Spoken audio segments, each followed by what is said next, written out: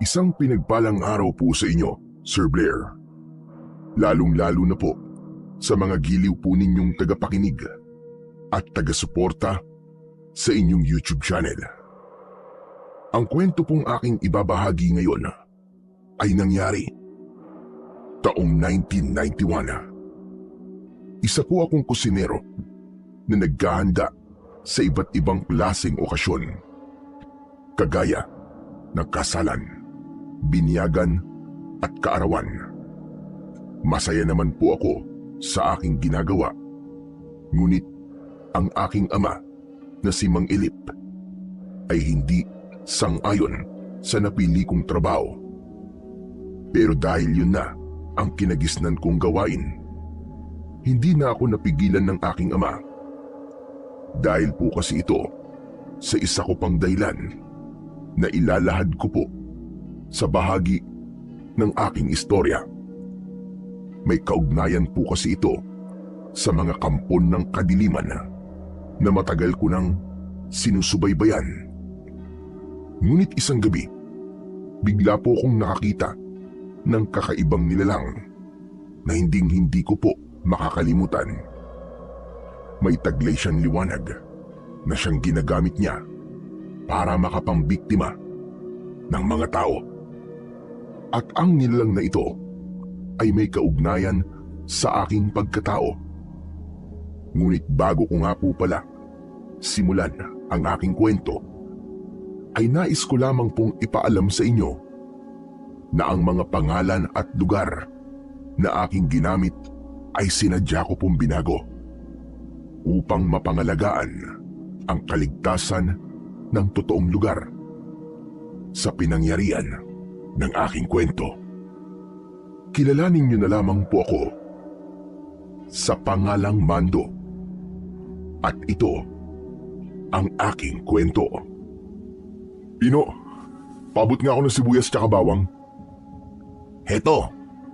Teka, akala ko ba meron ka ng katas ng bawang sa boting dinala mo kanina? Iba ang pinaggamitan ko nun. Basta akin na mga sangkap. Siya nga pala, huwag mong kalimutang ihanda ang igado sa labas para may makain ng ibang mga bisita na nag-aasikaso sa pag-aayos sa paggaganapan ng binyag. Oo na, tapos ko na pong gawin. Nakahanda na po, Master. Mabuti naman kung ganun. Bilib naman talaga ako sa iyo, Tol. Mabilis kang kumilos, grabe. Natapos mo agad ang minudo at igado. Para bang katumbas mo ang dalawang tao . Sa kasal ko, ikaw ang kukunin kong kusinero . Sus, matagal pa yun. Pagputi pa ng uwak. Tsaka, bakit ba palagi mo akong pinupuri ngayon ? Teka. Uutang ka lang yata sa akin, no? Hindi Ito naman, nagsasabi lang naman ako ng totoo . Hindi kaya lugi ka na naman sa ibabayad nila sa'yo? Tol, kung gusto mo maraming kumuha ng serbisyo mo, mahalin mo rin ang trabaho mo. Tapos, huwag mong iisipin ng bayad o lugi ka sa serbisyo. Ang mahalaga, masaya ang ating kliyente. Tapos. Kliyente talaga, no? Ay teka, maiba nga pala tayo ng usapan. Alam ba ni Mang Ilip na magluluto tayo sa binyag? Hindi ko na pinapaalam kay tatay ang tungkol sa mga trabaho ko. Magtatalo na naman kami nun . Mamalasi na naman ako sa trabaho. Baka masugatan na naman ako sa pag-iisip ng masasakit na salitang sasabihin niya sa akin. Mabuti na yung kumikilos ako nang walang inaalalang iba. Basta ang paalam ko sa kanya, maghahanap lang ako ng trabaho. Pambihira. Loko ka talaga, Mando. Mas lalo yung magagalit sa'yo dahil nagsisinungaling ka sa kanya. Basta, bahala na. Ang mahalaga, walang masama sa trabaho ko. Tsaka, buhay ko naman to . Teka, Mando, matanong nga kita. Ano ba yung nilalagay mong likido sa lahat ng mga niluluto mo? Madalas ko kasi napapasin ang dala mong kulay pulang bote. Para saan ba yun? Yun ang sikreto ko. Pampalasa at pampasarap to ng luto. Kapag natikman nila ang luto ko, hahanap-hanapin talaga nila. Hindi na nila makakalimutan. Hanggang sa maging sila ay kukunin na ang aking serbisyo. O di ba? Kaya pala mas lalong dumarami ang suki mo eh. Kanina nga, pagdaan ko dun sa tapat ng mahabang lamesa, nagtatanungan sila kung sino nagluto ng pagkain. Nako, panigurado, merong tao na lalapit sa'yo at ikaw na ang paglulutuin nila sa kanilang okasyon. Hindi nga nagkamali ang kaibigan ko na si Pino. Pinuntahan kami mismo sa kusina ng isang matabang babae at sinabi niyang kaarawan niya sa sunod na araw kung pwede raw ba ay ako na ang magluto para sa kanya. Kaya naman, siniko ako ni Pino sa labis na tuwa. Naku, maraming salamat po sa tiwala. Sige po, ako na po magluluto para sa handa po ninyo sa inyong kaarawan, ma'am. Basta, ihanda niyo lang po ang mga sangkap at ako na po ang bahala dun. Masayang nagpasalamat ang matabang babae at wala raw magiging problema sa mga sangkap maging sa bayad. Nagkatinginan kami ni Pino nang umalis ang babae. Kita mo na, Chong? Naniwala ka na sa akin? Talagang masarap kang magluto. May bisa ang pampalasa mo. Shh! Huwag kang maingay. Sikreto lang yun eh. Sa'yo ko lang sinabi ang sikreto ko. Ang ingay mo naman. Oo na. Ano ba kasi ang sangkap ng sikretong likido na yon? Basta sikreto nga, di ba? Kapag sinabi ko sa'yo, edi hindi na sikreto yun. Ito naman, walang tiwala sa akin. Tol, meron akong tiwala sa'yo. Kaya nga sinasabi ko sa'yo tungkol sa sikreto ko, di ba? Pero yung tungkol sa sangkap ng likido na ginagamit ko, ako lang ang dapat na makakaalam nun. Mawawala kasi ang bisa ng aking sikretong likido sa sandaling may ibang makaalam nun. Basta tol, magtiwala ka na lang sa akin. Puro ka na bang kalokohan eh. Pinaglalaruan mo na naman ako eh. Hindi kita pinaglalaruan. Basta, magtiwala ka lang. Hindi na ako kinulit ng aking kaibigan. Mabilis na kaming kumilos sa pagluluto at pagtatadtad ng karne. Pagkalipas ng ilang oras na paghahanda at pagluluto, dumating ang batang bininyagan. Masaya ang lahat sa niluto kong mga ulam. Dahil sa tuwa ng mga magulang ng bata, dinagdagan pa nila ang bayad sa akin at may naiiwi pa akong ulam. Yun ang nagawa kong pagkakamali. Dahil naging dahilan yun para malaman ni tatay kung saan ba talaga ako nanggaling. Pambihira ka naman talaga, oo. Nakukuha mo na magsinungaling sa akin, Mando. Paano may papaliwanag sa akin ang dala mong ulam, ha? Saan ka totoong nanggaling? Akala ko ba'y maghahanap ka lang ng trabaho? Trabaho naman talaga ang pinuntahan ko, tay.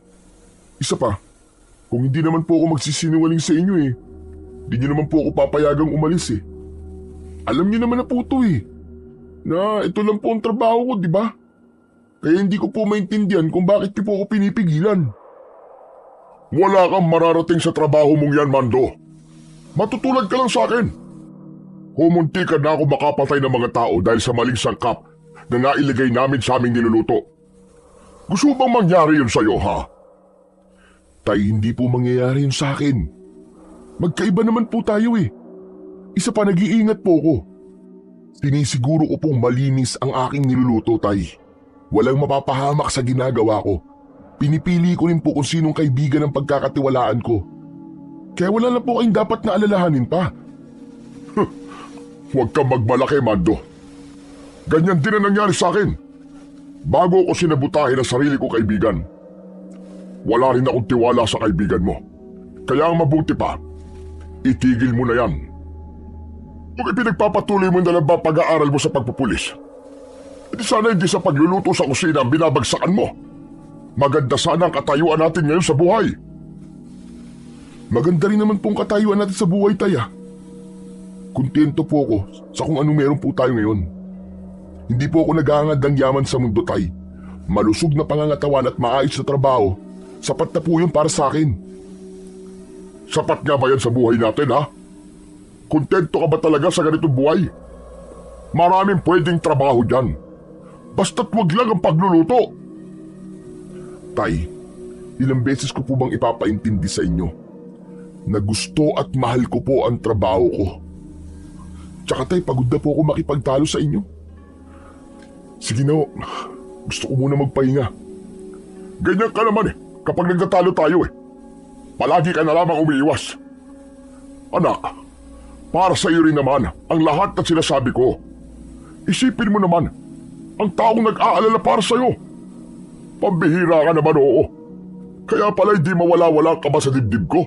Dahil nagluluto ka na naman para sa iba. Hay nako, nakakapagod ka ng pagsabihan. Nakakasawa na. Tay, sawa na rin po ako makipagtalo sa inyo. Hindi nyo rin naman ako pinakikinggan Kaya mabuti pa. Pabayaan nyo na lang po ako, Tay. Matanda na ako at alam ko na po ang ginagawa ko. Hindi mangyayari sinasabi mo na pabayaan kita dahil anak kita. Hanggat nasa poder kita, hanggat nasa loob ka ng pamamahay ko, makikialam ako sa buhay mo, sa lahat ng ginagawa mo. Dahil kung mapahamak ka, ako na ama mo ang magdudusa at walang iba. Hindi na ako sumagot sa aking ama. Diretso akong pumasok sa kusina. Pagkatapos kong maitabi ang ulam, ay agad akong pumasok sa loob ng aking silid. Ang hindi alam ni tatay, mayroon pa akong ibang ginagawa kapag sumasapit ang dilim. Lahat ng mga nakakatikim ng aking nilulutong ulam, palihim kong sinusundan. Birador ako ng mga aswang na nagpapanggap na tao sa araw. Karamihan sa kanila, hindi takot sa bawang. Ngunit kung ang katas ng bawang ay gagawin kong bertud, nagkakaroon yun ng masamang epekto sa kanila. Yun ang nag-iisang pamana sa akin ni Lolo Pong bago siya pumanaw. Ang gumawa ng bertud ng katas ng bawang. Yun din ang laman ng boteng madalas kong ipinapatak sa pagkain na niluluto ko. Sa oras na makakain sila ng pagkain na mayroong bertud, makakaramdam sila ng kakaibang gutom. Mapipilitan silang lumabas at maghanap ng pagkain sa kakauyan. Kaya naman, yun palagi ang inaabangan ko para sila ay patayin. Maghahanap na naman ako ng mga bibirahin na aswang. Humanda kayo sa akin, mga diablong buwang kayo. Magsisimula na naman ako sa paniningil ng pautang. Ngumisi ako ng nakakaloko dahil pakiramdam ko nababawasan ko ang masasamang nilalang sa baryo namin. Nagsimula ang pagiging birador ko nang mamatay ang aking ina sa aking harapan. Pinaslang siya ng mga aswang na may kulay itim na maskara sa muka. Ngunit sa tagal ko nang ginagawa ang bagay na ito, hanggang ngayon, hindi ko pa rin nahahanap ang taong pumatay sa aking ina. Balak kong simulan ang paghahanap sa kanila sa pamamagitan ng pagbabawas ng kanilang puwersa. At yun ay ang isa-isain ang lahat ng kampon ng kadiliman. Kaya pagsapit ng gabi, dinala ko ang aking itak. Suot ang balabal at sombrerong salakot. Mabilis kong tinahak ang daan papunta sa kagubatan. Maghihintay ako sa pagdating ng mga aswang. At habang naghihintay ako, naghuhukay ako ng lupa para sa libingan ng mga aswang. Hindi nagtagal, bigla kong nakarinig ng malakas na igik ng baboy ramo na para bang humihingi ng saklolo. Bumungad sa aking paningin ang isang aswang na taong lobo. Nilalantakan niya ang lamang loob ng kaawa-awang baboy ramo. Hoy, taong lobo! Bakit naman nilalantakan mo agad ang katawan ng baboy ramo, ha? Nagpasabi ka man lang sana para ako na mismong kumatay niyan at nagluto para sa'yo. Tumayo ang nilalang at humarap sa akin. Ngumisi siya kasabay ng malakas niyang pag-angil. Tumutulo ang malapot niyang laway na may bahid pa ng dugo mula sa kinain niyang baboy ramo. Humakbang siya para sumugod sa akin, kaya naman maigpit kong hinawakan ang aking itak. Sinalubong ko siya ng taga. Tumama ang talim sa kanyang leeg. Umikot ako at sinipat ko siya sa likod. Umangil ang aswang dahil sa labis na sakit. Muli siyang umatake sa aking kinaroroonan gamit ang kanyang bibig. Naiwasan ko ang mahahaba niyang pangil. At sa paglukso ko ng mataas, itinara ko ang itak sa kanyang likod. Mas ibinaon ko pa yon at inikot-ikot ang talim sa loob ng kanyang laman. Bumagsak ang nilalang sa lupa at nagbago ang anyo nito. Tumambad sa aking paningin ang isang lalaking naliligo sa sarili niyang dugo. Anak ng putya, oo. Sinasabi ko na nga be. Nakita kita sa binyagang kanina. Akala mo makapagtatago ka sa akin ha? Ano? Ngayon, sigurado ang pagtataklob ko sa iyo ng lupa ay walang makakaalam na patay ka na. Pati pulis na maghahanap sa iyo, hindi nila matatagpuan ang bangkay mo. Pagkatapos kong bunutin ang talim sa likod ng aswang, hinila ko ang kanyang mga paa at dinala ko siya sa kinaroroonan ng aking ginawang libingan. Lahat ng mga aswang na napapatay ko, inililibing ko sa lupa sa may bandang kakauyan. Saka ko tataniman ng mga namumulaklak na halaman kagaya ng gumamela. Yan ang magiging silbi mo ngayon, ang maging pataba ng halaman na gumamela.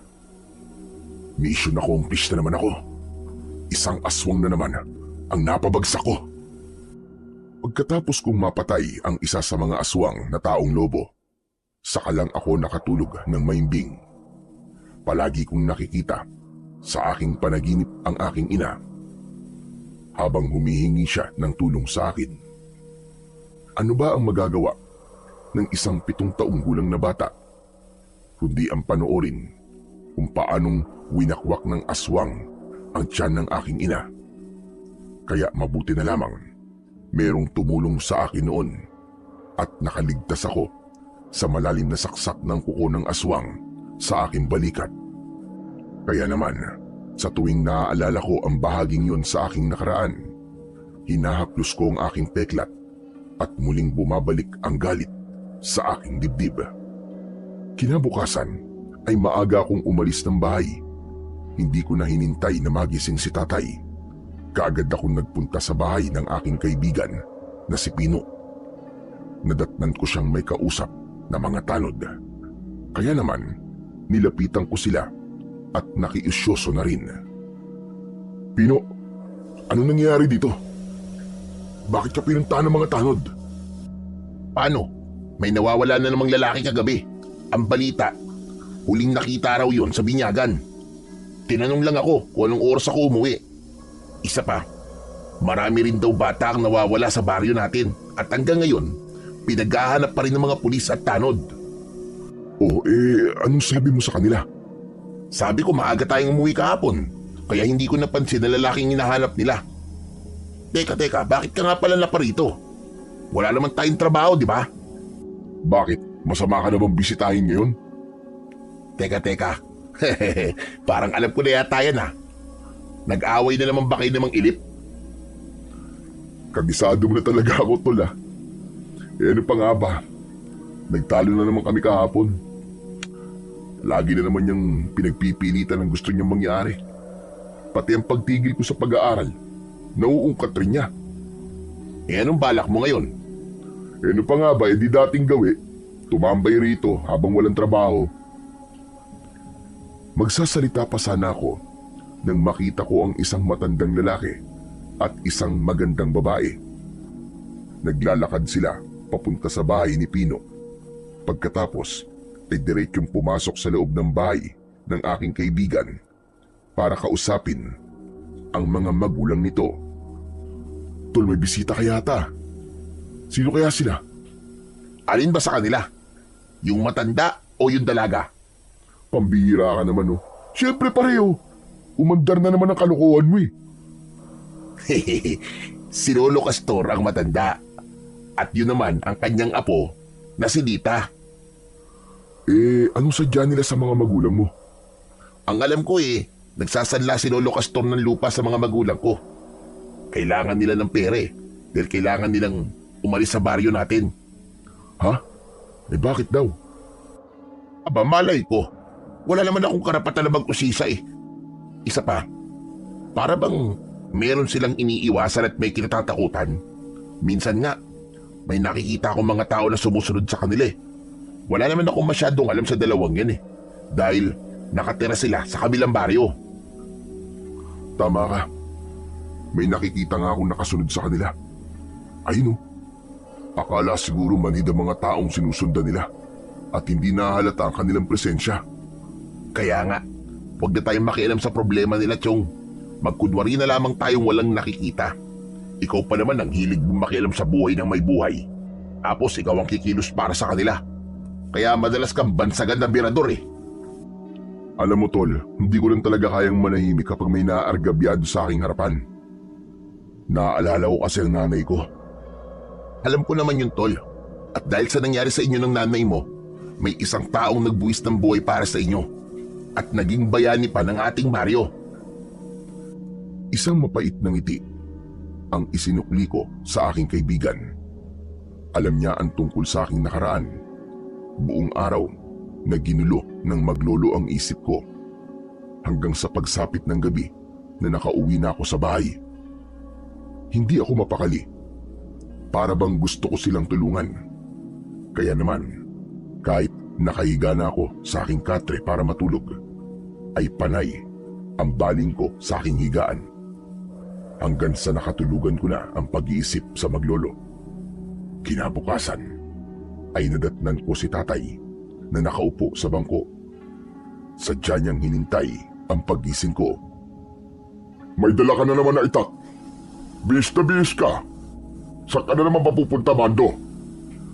Tay, alam niyo naman po, di ba? Kung saan po ako pupunta. Huwag na po natin itong pagtalunan, tay. Tumayo ang aking ama at galit na lumapit sa akin. Hinablot niya ang hawak kong itak. Akin na nga to. Hindi ka aalis, Mando. Tay, ibalik niyo po ang itak ko. Huwag niyo po akong subukan lumaban sa inyo. Anak niyo lang ako.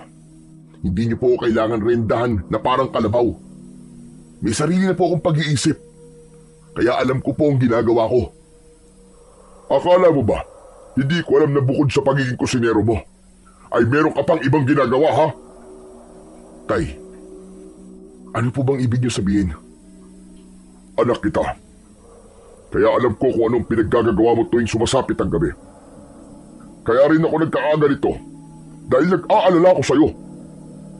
Hindi ako makakapayag na umalis ka at magluto para sa iba. Delikado ng ginagawa mong yan. Ang buong akala mo ba, kung mababawasan mo ang puwersa ng mga aswang ay matatahimik ka na? Hindi! Hindi ka matatahimik. Mas lalo mo lamang inilalagay sa panganib ang buhay ng mga tao rito. Pati ang buhay mo, anak. Hindi ako makapaniwalang alam ni tatay ang tungkol sa aking ginagawa. Pero imbis na makinig ako sa kanya, mas lalo akong naging matigas at ipinaglaban ko kung ano ang sa tingin ko ay tama. Ngayong alam niyo na po ang ginagawa ko, tay. Mas lalo niyo po akong hindi mapipigilan. Iniligtas ko po ang mga tao at hindi ko sila inilalagay sa panganib. Pagkahamon ng digmaan ang ginagawa mo, Mando. Sino maapektuhan kapag napahaba ka, ha? Mabuti sana kung hindi nila malalaman ang mga pinagagagawa mo. Paano kung makarating sa pinuno ng mga aswang na ikaw ang pumatay sa kanyang mga alagad? Sige nga, paano ka? Nakita mo naman, di ba, kung gaano karami ang namatay nang sumalakay sila sa baryo natin. Kailan ka titigil? Kapag marami nang namatay? Hanggat hindi ko po nahanap ang aswang na pumatay sa nanay ko, walang dahilan para tumigil ako, tay. Nakapagpasya na ako. Itutuloy ko ang nasimulan ko. Akin na po ang itak ko, tay. Kailangan ko na magtrabaho. Hindi na nagsalita ang aking ama. Nang iabot niya sa akin ang itak, isinukbit ko yun sa aking bewang habang hindi tumitingin sa kanya. Dinala ko ang iba ko pang gamit sa pagluluto. Tahimik akong umalis sa bahay. Dumiretso ko sa bahay ng matandang babae na nakilala ko sa pangalang Aling Delia. Sa kanya ako magluluto bilang pagganda sa kanyang kaarawan. Pagdating ko, nadatnan kong naghihintay sa akin sina Pino at Aling Delia. Nakangiting sinalubong ako ni Aling Delia at isinama niya kami sa loob ng kanilang kusina. Aba, talaga palang pinagandaan niyo po ito, Aling Delia. Malinis pong kusina. Maginawang kumilos kapag ganitong maayos ang lugar. Gaganahan na naman ito si Mando, Aling Delia. Tiyak na magiging masaya ang kaarawan nyo.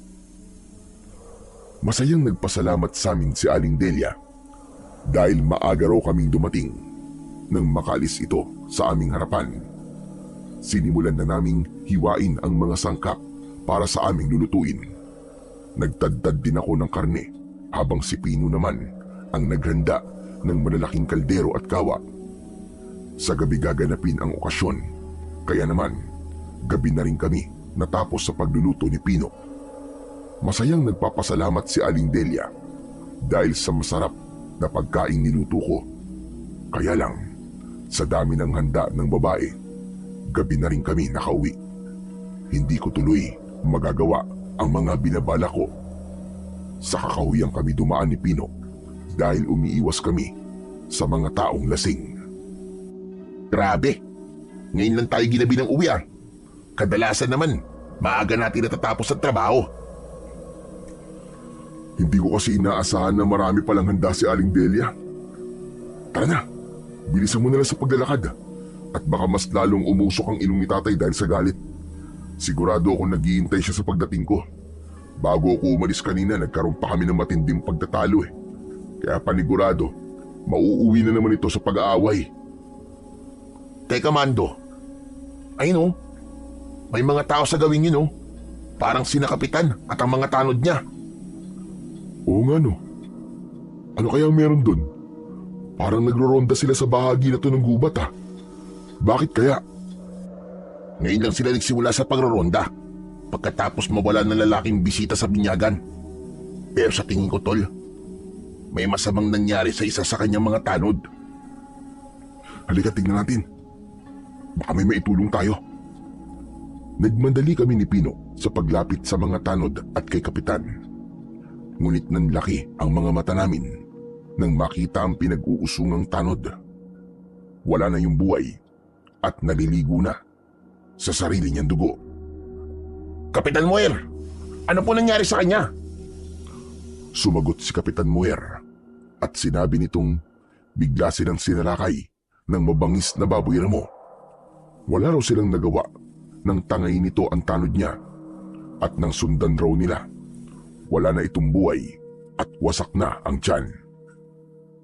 Nag-aalalang napasulyap sa akin si Pino habang ako naman ay nakuyom ko ang aking kamao dahil sa galit, lalo na at bigla kong naalala ang sinabi sa akin ni tatay. Mas lalo ko lamang daw inilalagay sa panganib ang mga tao. Saan po nagpunta ang hayop na pumatay sa kanya, Kapitan Muer? Teka, Mando, anong gagawin mo? Hahanapin ko siya. Hindi ko hahayaan na meron na namang magbuwis ng buhay nang dahil sa mga ganong klaseng nilalang. Nasisiraan ka na ba ng ulo? Mapanganib ang gagawin mo, Tol. Hindi ka naman tanod o Kapitan para problemahin pa ang bagay na to. Ipaubaya mo na kay Kapitan ang nangyari sa tanod niya. Baka mamaya niyan ikaw pa ang mapahamak. Di parang sinabi mo na rin na tama ang tatay mo. Mapapahamak ka at wala kang mararating. Pigil na pigil ko ang galit ko ng mga oras na yon. Habang habol ng aking tingin ang papalayong mga tanod na may usong sa biktima. Iginala ko ang aking paningin dahil balak kong hanapin ang aswang na yon. Ngunit hindi maaaring malaman ng kaibigan ko ang tungkol sa itinatago kong lihim bilang isang berador ng mga aswang. Halika na, umuwi na tayo. Umalis na tayo sa lugar na to at sa susunod, huwag na tayong dadaan dito. Pero Tol, baka mamaya nasa tabi lamang ang baboy ramo na yun. At ano naman ang gagawin mo, Aber, kapag nakita mo ang baboy ramo? Mapapakabayani ka? Paano si Mang Inip? Sige nga, paano ang mga taong nag-aalala sa'yo? Tol, sinasabi ko sa'yo, Mukhang alam ko na kung bakit ganun na lamang ang pag-aalala sa'yo ng tatay mo. Dahil matigas ang ulo mo eh. Kung hindi ka makikinig, pababayaan kita rito. Iiwan talaga kita sa lugar na to. Sinasabi ko sa'yo, hindi ako nagbibiro. Pagkasabi ni Pino, ay iniwan niya ako. Naglakad siya, kaya naman, wala na akong nagawa kundi ang sumunod sa kanya. Pero habang naglalakad kami, bigla kaming nakakita ng ilaw na hugis bilog. Saka isang anino na may dala nun. Nagmamadali yun na pumasok sa madilim na bahagi ng kakauyan. Pagkatapos ay biglang nawala. Tol, ano yun? Baka may naiwan na tanod at tinahabol siya ng baboy mo ah. Kung ganun tol, sundan natin. Baka kailangan niya ng tulong natin. Teka, sandali lang. Baka naman kung anong klaseng nila lang yun. Halika na tol, umuwi na tayo. Kaya niya na yun. Ikaw na ang nagsabi na baka may humahabol sa kanya na baboy mo, di ba? Halika na, bilisan mo. Sundan na natin siya. Hindi ko na hinintay na tumutol si Pino. Agad akong tumakbo at sinundan ko ang pinasukan ng nilalang na may hawak na ilaw. Ngunit pagdating namin sa gitna ng kakauyan, bigla akong natigilan. Tumambad sa aming paningin ang nakangising nilalang. Mataas ang kanyang tenga sa kanyang ulo. Nakalitaw ang malalagari niyang mga ngipin at mapupula ang kanyang mga mata.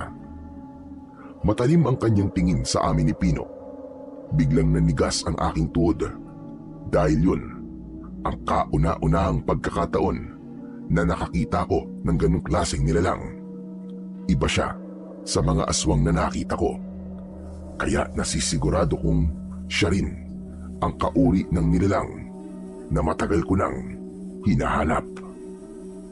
Mando, yun na nga ba sinasabi ko eh.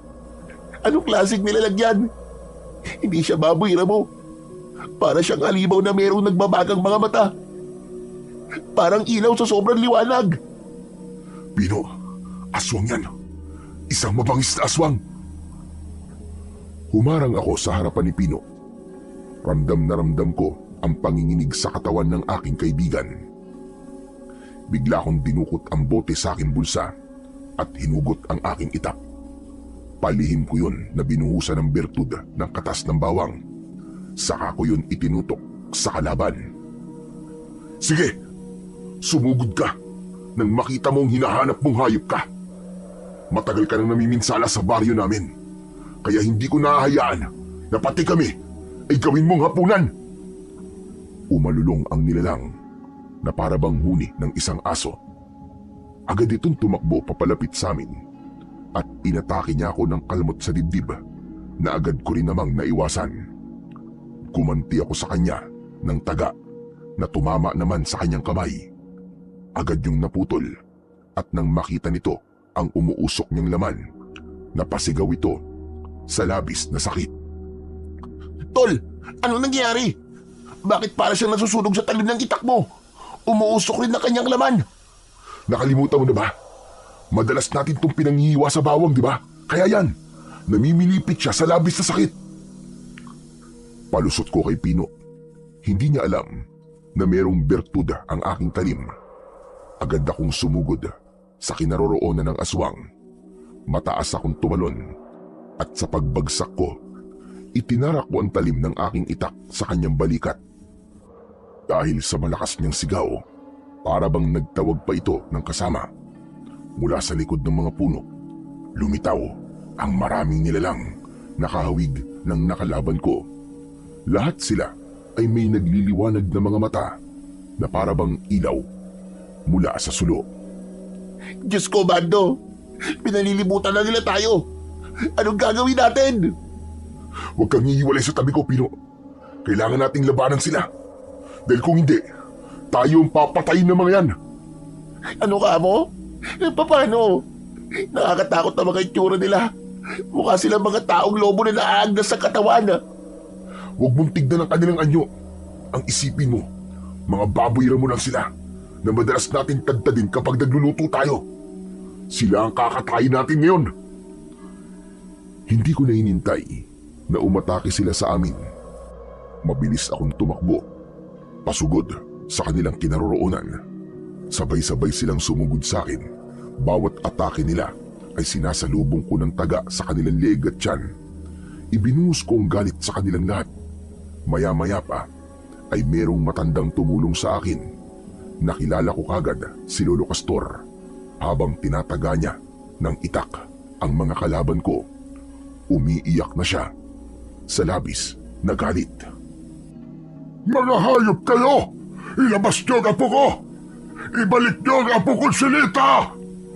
Lolo Castor, mag-iingat po kayo! Dahil wala sa focus ang matanda, tinamaan ito ng kalmot sa kanyang balikat at sinaksak pa ito sa tiyan gamit ang kuko ng aswang. Nang bumagsak sa lupa si Lolo Castor, agad akong umatake ng taga sa kalaban. Ibinaon ko ang talim sa likod ng aswang, ngunit gumanti siya ng siko sa akin na tumama naman sa aking dibdib. Bumagsak ako sa damuhan at muntik kong mabitiwan ang aking itak. Habang si Pino naman ay nakikipagpambuno na rin sa mga aswang na nagbabalak na lumapit sa aming kinaroroonan. Inalalayan ako ng aking kaibigan na tumayo. Sunod, nilapitan namin ang matanda na nangihina dahil sa dugong lumalabas mula sa nakabukan niyang sugat sa tiyan. Lolo Castor, may tama po kayo. Halika po, sumandal muna kayo sa puno. Ang aking apo, tinangay nila. Balak nilang ipakasal sa kanilang pinuno sa kabilang tribo. Nakikiusap ako. Tulungan niyo ako. Kung magtatagumpay sila, mapapahamak ang aking apo. Ginawa nila yun dahil sa singsing na nasa akin. Ngunit nahulog ko yun sa bahaging ito ng kakahuyan. Diyos ko naman, Lolo Castor. Ang komplikado na nga po ng sitwasyon nyo. Hinahanap nyo pa po ang singsing. Sarili niyo po muna ang isipin nyo. Mas mahalaga ang buhay ng aking apo at ng singsing kumpara sa buhay ko. Sige na, tulungan mo ako. Tol, bilisan mo. Papalapit na mga aswang sa atin. Sila muna ang harapin natin. Napatingin ako sa gawi ni Pino at napansin ko ang 5 nilalang naghahandang humahakbang papalapit sa aming kinaroroonan. Agad akong tumayo at itinutok sa kanila ang aking hawak na itak. Iwinasiwas ko yun sa ere, sabay takbo pasugod sa kanila. Umikot ako at lahat ng tamaan ng aking talim sa katawan nila bumabaon. Bumagsak sila sa lupa habang umuusok ang kanilang mga sugat. Samantalang si Pino naman, itinarak niya ang itak sa leeg ng mga aswang. Nagkikisay ang kanilang katawan hanggang sa bawian sila ng buhay. Humihingal na napasulyap ako sa gawi ng matanda. Halika Pino, alalayan natin tumayo si Lolo Castor. Kailangan nating madala siya sa bahay para magamot kagad ang sugat niya sa tiyan. Ang singsing! Kailangan mahanap niyo ang singsing. Magliliwanag yun sa pagsikat ng buwan. Mahalaga ang aking singsing. Nakikiusap ako sa inyo. Sige po, huwag po kayong mag-alala. Ako na po maghanap sa singsing niyo. Pero sa ngayon, kailangan niyo po munang magamot kagad. Tara na po, umalis na po tayo sa lugar na ito. Pinagtulungan namin ni Pino na alalayan at buhatin si Lolo Castor. Mabilis naming tinakandaan papunta sa bahay namin. Sakto ang dating namin at gising pa si tatay. Hindi siya kagad nakapagsalita nang makita ang duguan na matanda. Tay, tulong po! Tulungan niyo po si Lolo Castor! At sino naman ang matandang yan? Saan niyo yan nakita? Tay, mamaya na po kayo magtanong. Tulungan po muna natin si Lolo Castor para mapigilan po ang pagdurugo ng sugat sa kanyang tiyan. Saka na po namin ipapaliwanag ang mga nangyari, Mang Ilip. Kailangan niya po muna ng tulong natin. Ay nako, pambihira na, sige na nga. Paigay niyo na sa katre at ihahanda ko lang ang malinis sa tubig para mapunasan ang sugat niya sa tiyan. Mabilis na kumilos si tatay papunta sa kusina.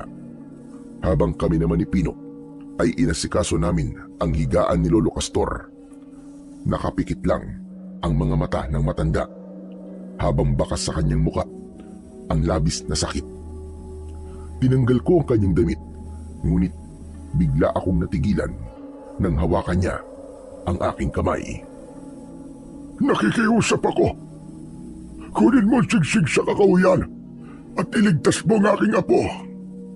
Nasa paganib siya. Malakas ang kutob ko na dinala siya sa tribo ng Angkano. Biyag siya ng mga yon. At ilan sa mga batang nawawala sa baryo niyo ay nandun din. Sigurado ko, sila ang may gawa nun. Dahil sa nalalapit na pag-iisang dibdib ng kanilang pinuno at ng aking apo, na anak ng isang babaylana. Kahit hindi niyo po sabihin, ililigtas ko po ang apo niyo. Pati na po ang ibang mga biyag sa kanilang tribo. Unahin mo munang hanapin at sigsing bago ka maunahan ng mga aswang na mangingilaw. Yun ang kukumpleto sa kanilang ritual sa kasal. Ano, Lolo Castor? Aswang na mangingilaw? Ano pong klaseng nilalang yun? Sila ang nilalang na may nagliliwanag na mga mata. May kakayahan silang akitin ang kanilang biktima sa pamamagitan ng liwanag na nililikha ng kanyang mga mata. Sa sandaling makuha nilang singsing, yun na rin ang magiging hudyat ng pagsalakay nila sa baryo natin bilang pagpapalawak ng sakop ng kanilang tribo. Mababago ang kagulian at maahawa ng aswang ang lahat ng taga rito. Sandali lang po, Lolo Castor. Ano po bang klase ng singsing na yun? Gaano po ba yung kaalaga? Ang singsing ay sinaunang singsing ng supremo ng mga aswang. Katumbasyon ng korona upang kilalanin ang pagiging hari ng kung sino mang may suot nito. Ganon yung kaalaga sa pinunong kumuha sa aking apo. Pero bakit meron po kayong ganun? Supremo rin po ba kayo ng mga aswang? Hindi. Tagapagbantay lang ako ng singsing upang hindi ito mapasakamay ng kanilang pinuno. Kaya mag-iingat kayo. Kailangan nyo magmadali. Mahalaga ang bawat oras. Hindi ako makakapayag na isali niyo ang anak ko sa kalokohan niyo. Nagulat kaming tatlo sa biglang pagsingit ni tatay sa aming usapan habang hawak niya ang palangga ng may tubig. Inilapag niya yon sa ibabaw ng lamesa. Pagkatapos ay naupo sa tabi ni Lolo Castor. Ayoko masangkot ang aking anak sa mga kalokohan niyo. Hindi ito isang kalokohan, kundi paghingi ng tulong. Ang tribo na tinutukoy ko ay minsan na rin pumatay sa mga tao sa baryong ito. Kung ganun, hahayaan niyo ba na maulit yun? Bigla ko napaunat sa aking pagkakatayo nang marinig ko ang sinabi ni Lolo Castor. Mukhang hindi ka na kailangan gamutin. Nakikita ko naman na malakas na ang katawan mo. Sanay na akong masugatan. Hindi niyo man lang ba itatanong kung sino ang aking anak? Sino po ba, Lolo Castor? Siya ang bayaning nasawi habang nagliligtas ng mga tao sa baryong ito. Ang ama ni Lita na isang babaylana at ang taong nagligtas sa buhay rin ni Mando. At ngayon na ang anak naman niyang nangangailangan ng tulong. Ipagkakait niyo ba yun sa kanya? Bumukas sa mukha ni tatay ang pagkabigla. Kilala niya ang babaylan na tinutukoy ni Lolo Castor. Diyos ko, totoo po ba sinasabi niyo, Tatay Castor? Tay, narinig niyo naman po, di ba? Si Lita po ay ang anak ng taong pinagkakautangan ko ng buhay. Kailangan po ng anak niya ang tulong ko. Ito na po ang pagkakataon para makabayad po ng utang sa kanyang ama. Pero, Chong, ano bang delikado na iisip mong gawin?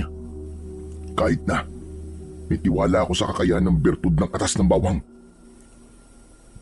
Umungol sa sobrang sakit ng tiyan si Lolo Castor. Kaya naman, inumpisa ni tatay ang panggagamot sa kanya. Pagkatapos na gamutin ni tatay ang sugat ng matanda, nagpaalam na rin kami ni Pino na hahanapin namin ang singsing. Nung una, ay ayaw ni tatay na pumayag. Ngunit sa huli, ay wala na rin siyang nagawa kundi ang tumulong na rin sa matanda.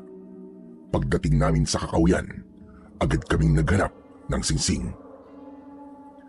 Pambihira na yan. Saan naman natin hahanapin ang singsing ni Lolo Castor? Baka mamaya niyan matsyempo na naman tayo ng mga aswang na mangingilaw. Mag-iingat naman tayo, Pino eh. Kailangan lang natin maging alisto sa paligid natin. Pambihirang pangyayari naman ito sa buhay natin, oo. Ngayon lang ako nakakita ng ganong klaseng aswang. Ay nako, kung hindi sana nabanggit ni Lolo Castor ang tungkol sa namatay niyang anak, hindi ako tutulong dito eh. Nakakatakot ang kalaban natin at konting pagkakamali lang natin, maaaring buhay natin ang maging kapalit. Nang tumulong sa ating lahat ang anak niyang babaylan, hindi siya nagdalawang isip na magbuwis ng buhay para sa atin. Kaya hindi ko ipagkakait sa kanya ang aking buhay. Mailigtas lang ang kanyang anak. Teka tol, ayun o, may mga tao. Dali, magtago tayo rito. Agad kaming nagtago sa likod ng puno at pinagmasdan ang mga tao na may dalang mga sulo. May hinahanap sila sa lugar kung saan namin natagpuan si Lolo Castor. Hanapin nyo! Huwag kayong titigil hanggat hindi nyo nahahanap ang maiwagang singsing. Mga lintik talaga kayo. Bakit nyo hinayaang makatakas sa matandang yun? Lumapit ang isa sa taong may dala ng sulo at sinabi nito sa lalaking nagsasalita kanina na merong tumulong sa matanda. Kaya naman nakatakas ito. Ano ka mo? May nakialam? Sino? Sino ang mga taong yun? Nagwala ang pinuno ng mga taong naghahanap sa singsing. Kaya naman, nag-aalala kong napatingin sa muka ng kaibigan kong si Pino. Sila ang tinutukoy ni Lolo Castor. Ngunit hindi naman sila mukhang aswang . Baka naman nagpapalit lang sila ng anyo kapag aatake na sila sa kanilang bibiktimahin. Kailangan na nating umalis dito, Mando, bago pa nila maramdaman ang ating presensya. Tara na! Teka, mamaya tayo alis. Kailangan natin makaisip ng paraan kung paano tayo makakapasok sa tribo nila. Teka, sandali lang. Ano bang iniisip mo? Huwag mo sabihing papasok tayo sa tribo ng mga Anggano. Kailangan pumasok sa lungga ng mga aswang upang mapag-aralan ang kanilang kakayahan at lakas ng kanilang puwersa. Tutol ako sa naiisip mong yan, Mando. Kung magpapadalos-dalos ka sa desisyon mo, yan na rin ang ikakapahamak mo. Kailangan ng tamang oras at panahon para sa ganitong kadelikadong pasya. Kung iniisip mo na magiganti sa kanila dahil sa nangyari sa nanay mo, paano naman kung pagpasok mo pa lang sa kanilang tribo ay mapahamak ka na? Hindi ako nakasagot sa sinabi ni Pino. Kaya naman, binalingan kulit ng tingin ang mga taong patuloy sa paghahanap ng singsing ni Lolo Castor. Hanggang sa nakita ng kanilang pinuno ang malakas na liwanag na nanggagaling sa gitna ng halamanan. Bumundol ang kaba ko sa aking dibdib nang magsalita ang kanilang pinuno na nakilala ko sa pangalang Hator. Sinasabi ko na nga ba't mahanap din kita? Matutuloy na ang aming kasal ng aking reyna. Matutuloy na ang aking paghahari. Nakita kong isinilig ni Hator ang singsing sa kanyang bulsa. Pagkatapos ay tinawag nito ang kanyang mga alagad at agad na umalis sa lugar na yon. Saka lamang kami lumabas sa aming pinagtataguan. Pino, anong gagawin natin? Nakita na ni Hator ang singsing. Kung ganun, tiyak na matutuloy na ang kanilang kasal. Kailangan malaman to ni Lolo Castor. Nang masigurado naming wala na ang mga alagad ni Hator, agad kaming umalis sa lugar na yon. Pagdating namin sa bahay, ay nakatayo si tatay sa may pintuan ng balkonahe. Baka sa kanyang muka ang pag-aalala habang nakatingin sa aming dalawa ni Pino. Kumusta ang lakad nyo? Nahanap nyo ba ang singsing? Masamang balita nga po, tay. Wala na. Nakuha na po ng pinuno ng mga aswang ang singsing. Kusang lumiwanag po ang singsing nang lumapit po si Hator. Sinabi rin po ni Hator na matutuloy na ang kanilang kasal. Ano ka mo, Hator? Hator ba ang pangalan ng pinuno ng tribo ng mga Anggano, ha? Opo, Tay. Yun nga po. Bakit po? Ang hayop na yun. Siya ang sumira sa aking pagkatao. Siya ang dahilan kung bakit tumigil na ako sa pagluluto sa mga handaan. Kung ganun, siya ang kinikilala ng Singsing bilang hahalili sa pagiging bagong supremo ng mga aswang. Siya po pala ang kaibigan nyo na dating sumira sa inyo sa paningin ng mga tao. Ang ibig sabihin po nun, may kaugnayan na nangyayari sa atin, Tay. Usang lumalapit ang pagkakataon para maitama po mga pagkakamali. Tama ka, anak. Hindi habang buhay matatakasan niya ang ginawa niya sa akin. Panahon na para matigil na ang kanyang kaibangan sa kapangyarihan. Pero, hindi na lang po bastang ordinaryong tao si Hator ngayong mag-ilip. Kundi siya po ang pinuno ng kanyang tribo. Ang pinuno ng mga aswang na mangingilaw. Matagal na hindi nakapagsalita si Tatay. Nag-alala siyang napatingin sa muka ng aking kaibigan. Pagkatapos ay nag-aya na akong pumasok sa loob para silipin naman si Lolo Castor. Nakahiga siya sa katre at hinintay ang kanyang pagising. 2 oras din ang itinagal ng aking paghihintay. Maya-maya pa ay nagmulat ito ng kanyang mga mata. Mando! Nahanap niyo na ba ang Singsing? Ikinalulungkot ko po ang masamang balita, Lolo Castor. Nakita na po ni Hator ang singsing nyo. Matutuloy po ang kasal. Diyos ko! Ang apo ko! Kawawa naman ang aking apo. Siguro'y takot na siya sa mga oras na ito. Huwag po kayo mag-alala, Lolo Castor. Ililigtas po namin ang apo ninyo. Gagawin ko po ang lahat para mabawi siya. Ano naman ang magagawa ng itak mo laban sa mga halimaw na yon? Meron po akong bertud ng katas ng bawang at magagamit ko po yung laban sa kanila. Ano ka mo? Totoo ba sinasabi mo? Meron kang bertud ng katas ng bawang? Opo. Matagal na po akong birador o mangangatay ng mga aswang. Kaya lang, hindi ko po kabisado ang lakas ng mga aswang na mangingilaw. Sapat na ang bertud ng katas ng bawang para sila ay pigilan. Ngunit ang pinuno ng mga aswang, may kakayaan siyang pagalingin ang kanyang sugat. Hindi siya basta-basta tinatablan ng bertud. Kailangan ng ikadalawang kapangyarihan. Ano? 2 kapangyarihan? Oo. Ang ikadalawang kapangyarihan na tutulong sa bertud ay ang mismong Singsing. Dahil yun din ang ginamit ng aking anak para labanan sila. Kailangan ng matinding pagsasanay para harapin ang mga aswang na yon. At sa 3 araw, sa pagsikat ng bilog na buwan, gaganapin ang kasal ng aking apo. Kailangan mapigilan yun bago pa man maisuot ng pinuno nila ang Singsing. Lolo Castor, ano po ba mangyayari kapag naisuot na po ng pinuno ang Singsing? Diyos ko, magkakaroon siya ng 1,000 kapangyarihan na manggagaling sa lahat ng uri ng mga aswang. Lahat ng tataglayin ng mga aswang ay mapapasa kanya at gagamitin niya yon para lumikha ng bagong hari mula sa sinapupunan mismo ng aking apo. Sa oras na may sakatuparan niya ang kanyang mga binabalak, lahat ng mga tao sa baryong ito ay sasakupin niya. Kung ganun, Tatay Castor, kailangan natin magkaisa at magkaroon ng matinding pagsasanay bago sumapit ang 3 araw. Oo, Elip.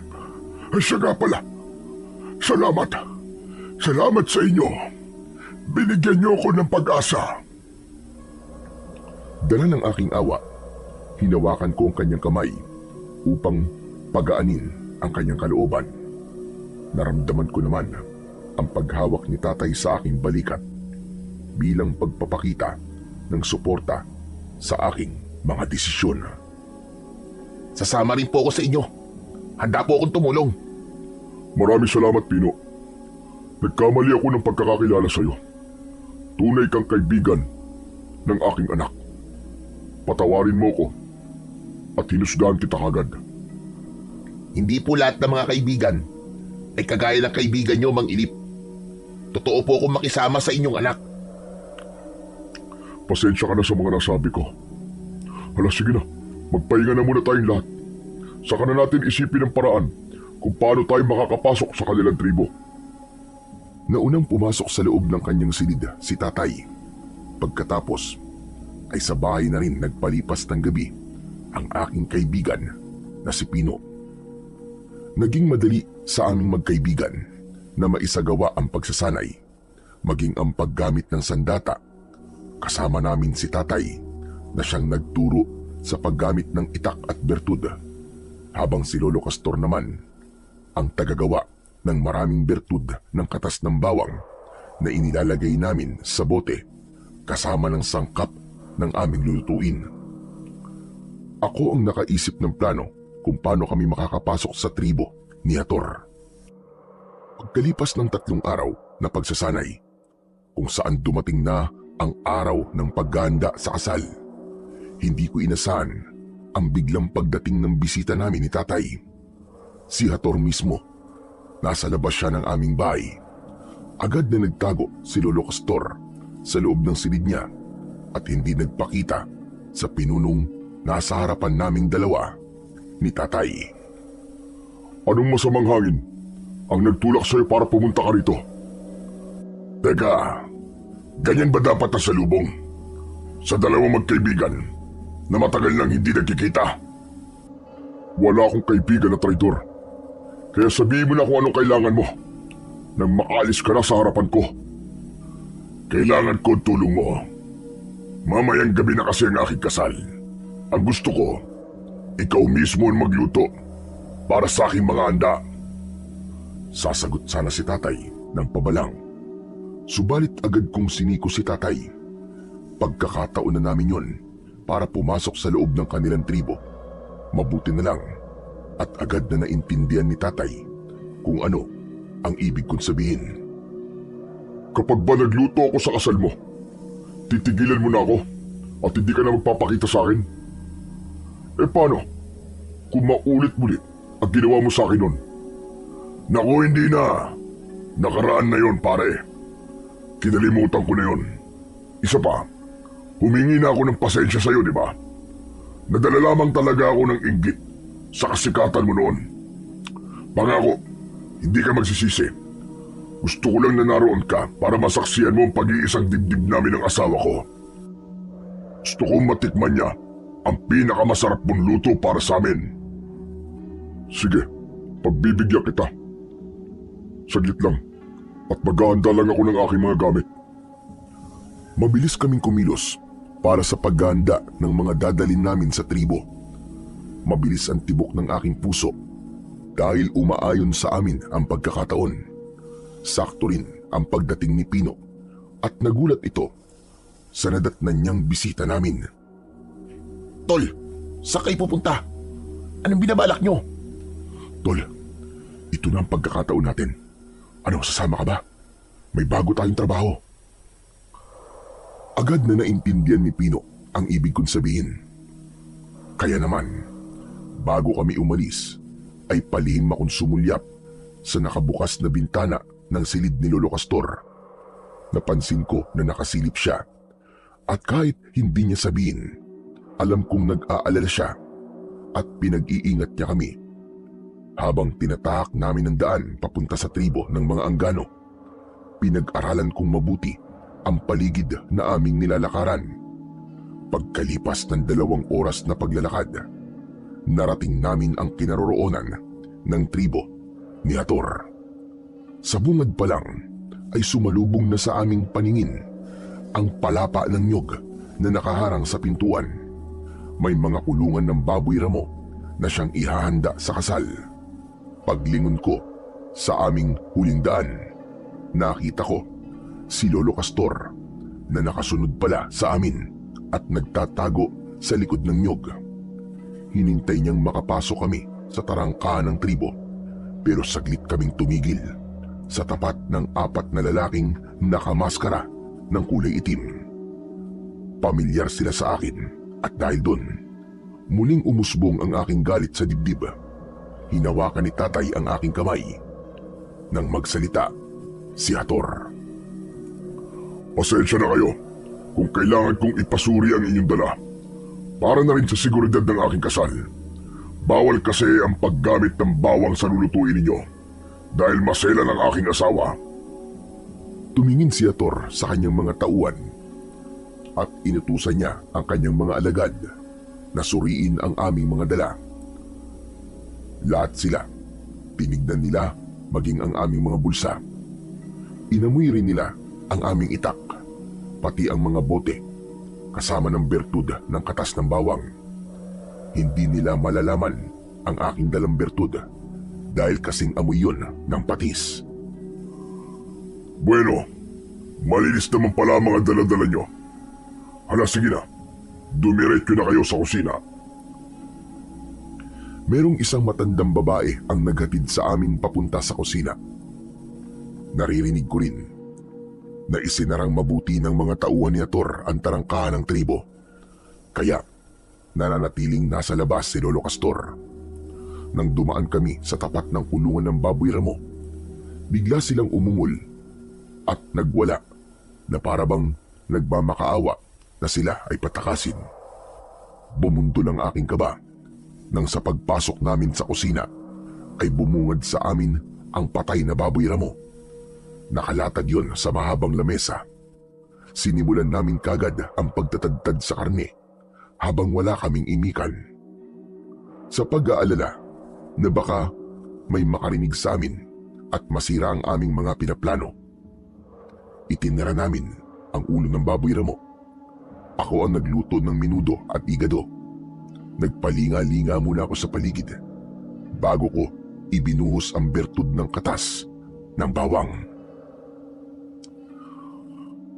Humanda kayo ngayon sa kakaibang epekto ng aking bertud sa inyo. Kakaiba ang timpla ng katas ng bawang dahil hindi nyo gugustuhin may mabuhay pa sa mga kalahi nyo. Lintik lang o walang ganti. Maya-maya pa ay lumapit sa akin si Pino. Bumulong siya at sinabing nasa kabilang dingding si Lolo Castor. Sumenyas ang matanda para makapasok. Mabuti na lang at umalis na ang matandang babae na nagbabantay sa amin. Lolo Castor, paano po kayo nakapasok? Kabisado ko ang pasikot-sikot sa tribo at alam ko kung anong lugar ang walang bantay. Nauli na ako ng dating dahil nailuto nyo na ang baboy ramo. Ayos na po. Naibuhos ko na po ang bertud. Kaya wag na po kayo mag-alala. Hindi yun ang tinutukoy ko. Humanda ka sa makikita mo, Mando. Nag-aalala akong napasunod ng tingin sa paglapit ni Lolo Castor sa kalan na pinaglulutuan ko ng ulam. Dumakot si Lolo Castor ng abo sa may tungko. Pagkatapos, lumapit ito sa pugot na ulo ng baboy ramo. Sinabuyan ito ng abo ang ulo ng hayop. Ganun na lamang ang panlalaki ng aking mga mata nang makita ang pugot na ulo ng isang binatilyo. Napaupo ako sa lupa at nanginig ang aking tuhod dahil ang pakiramdam ko ng mga sandaling yon, ako ang pumatay sa binatilyong yon. Para akong binuhusan ng malamig na tubig dahil sa matinding awa sa bata. Lolo Castor, anong ibig sabihin ito? Ako ba ang pumatay sa batang yan? Sabihin niyo, ano po nangyayari? Nilinlang kayo. Halimaw sa masalimaw pa ang lahat ng mga taong nakatira sa tribong ito. Ipinapakita ko lang sa iyo kung gaano sila kasama. Teka. Ayoko na. Natatakot na po ako. Hindi ko akalain na ang niluluto pala naming baboy ramo ay isa palang tao. Niloko kami ng sarili naming paningin. Wala kayong kasalanan.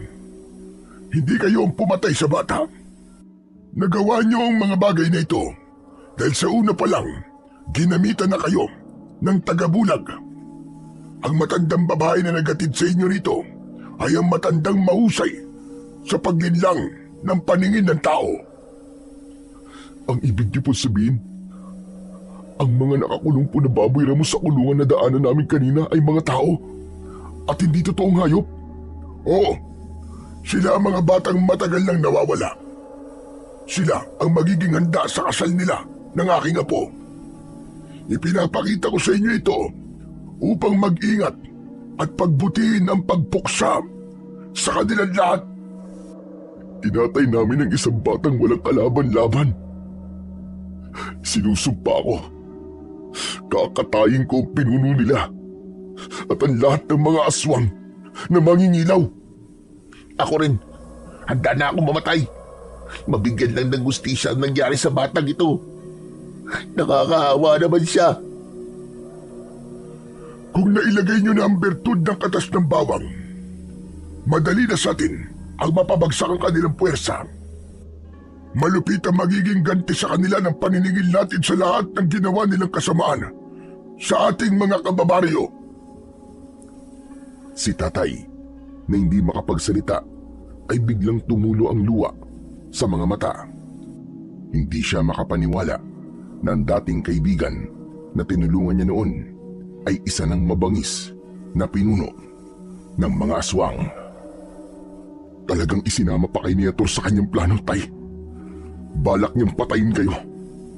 Hindi ko po alam kung bakit matindi ang galit sa inyo, Niator. Kasalanan ko, anak. Kasalanan ko kung bakit umabot sa ganito ang lahat. Hindi ko naman itatama ang pagkakamaling nagawa ko. Pero sobrang ang kasamaan ni Ator para gawin niya ang mga bagay na ito. Iniisip niya na naging karibal ko siya sa puso ni Wanda. Ngunit hindi. Nagkakamali siya. Kung ganon, ikaw pala ang kaibigan ng aking anak na si Alejandro. Kaya pala iniligtas niya kayo. Kahit buhay niya ang naging kapalit. Opo, Lolo Castor. Itatama ako maling pagkakaintindi ni Ator. Pero kailangan muna natin mag-isip ng paraan kung paano natin siya mapipigilan. Inilingan namin ang aming paningin sa paligid. At nang makita namin na walang nakakapansin kay Lolo Castor, saglit akong lumabas ng kusina. May nakita akong lalaking nagbabantay habang nakatayo sa kabilang pintuan. Kasing edad ito ni Lolo Castor. Binuhusan ko muna ng bertud ng katas ng bawang ang talim ng aking itak. Saka ko patagong nilapitan ang bantay. Saka nilaslas ang leeg nito. Ipinasok namin siya sa kusina. Hinubaran namin siya ng kasuotan. Ipinasuot namin yon kay Lolo Castor. Kaya meron na siyang sandata na magagamit niya sa laban sa mga aswang. May kalayaan na rin siyang maglibot sa tribo para hanapin ang kanyang apo. Samantalang ang aswang naman na aking pinatay, sinimulan namin ni tatay ang pagtatadtad sa katawan nito. Nang matapos kami sa pagluluto, naglagay ako ng abo sa aking bulsa. Ganon din si Pino. Matinding paghahanda ang ginawa namin hanggang sa mailabas namin ang mga pagkain.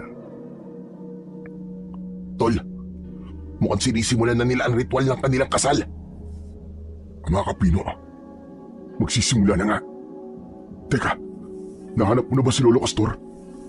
Di ko pa siya nahanap, tol eh. Halos pare-pareho sila kasi nakasuotan. Pero malaga, nasa harapan natin ang kanyang apo. Ligtas at walang sugat sa katawan. Tay, ayos lang po ba kayo?